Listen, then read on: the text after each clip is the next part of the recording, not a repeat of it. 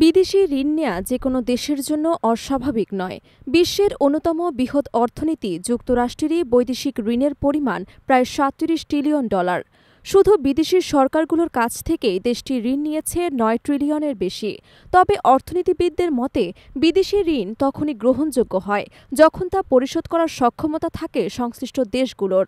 বাংলাদেশের বৈদেশিক ঋণের পরিমাণ এবছর নতুন রেকর্ড করেছে। বাংলাদেশ ব্যাংকের সর্বশেষ তথ্য অনুযায়ী ২০২৫ সালের জুন মাসে দেশের মোট বৈদেশিক ঋণ দাঁড়িয়েছে $১১২ বিলিয়ন বা প্রায় ১৪ লাখ কোটি টাকা।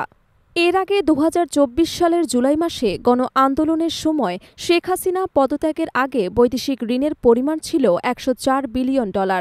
এক বছরে অন্তর্বর্তীকালীন সরকার প্রায় $৯ বিলিয়ন নতুন ঋণ নিয়েছে।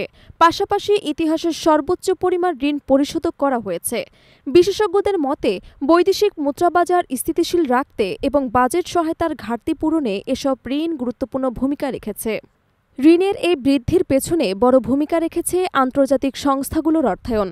বিশ্বব্যাংক, এশীয় উন্নয়ন bank, Asian infrastructure investment bank এবং আন্তর্জাতিক মুদ্রা তহবিল থেকে গত এক বছরে বাংলাদেশ পেয়েছে প্রায় $৪.৩ বিলিয়ন। এর মধ্যে শুধু IMF থেকে এসেছে প্রায় $১.৩ বিলিয়ন। তথ্য অনুযায়ী ২০০৬ সালে বিএনপির নেতৃত্বাধীন জোট সরকারের মেয়াদ শেষে বৈদেশিক ঋণ ছিল প্রায় $১৯ বিলিয়ন। ২০০৮ সালে তা বেড়ে হয় $২৩ বিলিয়ন। এরপর আওয়ামী লীগ ক্ষমতায় এলে ঋণ দ্রুত বৃদ্ধি পেতে থাকে।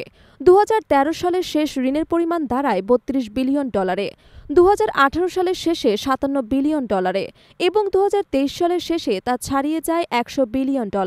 অর্থনীতিবিদরা বলছেন, দেশের জিডিপির তুলনায় বৈদেশিক ঋণের পরিমাণ এখনও সহনীয় পর্যায়ে রয়েছে।